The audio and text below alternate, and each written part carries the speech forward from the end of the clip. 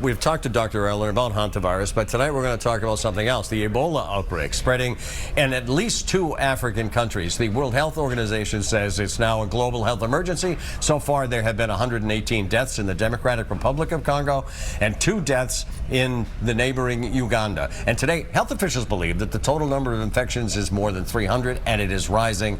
As you can see, Dr. Todd Ellerin from South Shore Health is here with us. Thanks for being here.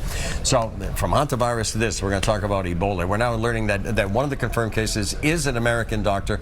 Health officials say he was infected while treating patients suspected of having Ebola in a hospital in Congo, and so clearly he knows it's a very difficult situation anyway. So how would you, just the options that he may have right now, what are the options that he has? Right, so when you're sick with Ebola, the key is getting to a place that can give you critical care, right? Even though there's no specific countermeasures, there's no vaccines, there's no specific antiviral treatment, right? Getting to a place that can care is very important. So trying to get him out of there and to a place that has what we call tertiary care centers, more complex care. But it's not easy. This is a very remote part of northeast DRC.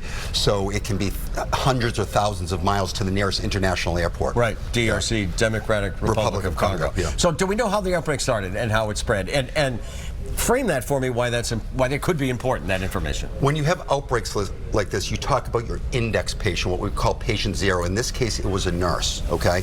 And what's very important to understand is that in cases where you have severe illness, where close contact can spread, the 2 most concerning groups that get this are often family members in the same household and healthcare workers. Really? So that's why we're hearing about healthcare workers, because what's unusual about Ebola is that you're most contagious when you're the sickest, when you're very sick in the intensive care unit. So think about the people that are there. So it started there, and then again, what's unique about Ebola is there was a funeral after that, and transmission can occur during burial ceremonies. Seriously? And in this part of the world, it's culturally appropriate to cleanse and touch the body, sometimes kiss the body. This is century-old practice, but we've known in other Ebola outbreaks that you have significant outbreak spread. So therefore, what do you think is the biggest challenge for health officials right now? Here's the bottom line. In this outbreak, late detection.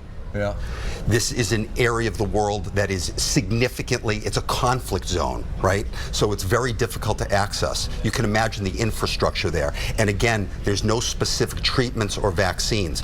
The silver lining, and it's not much of a silver lining, is that this is not the Zaire strain, which can have up to a 90% mortality, but this strain has a decreased mortality. It's still like 25 to 50%. So it's very serious, but this part of the world has had significant experience with this. This is about their 17th outbreak since 1976. So there's a lot of things that are going to be tough to get on top of it, but ultimately they will. But this could grow to a much wider outbreak. We'll keep our eyes open, Dr. Ellerin. Thank you. Good to see you.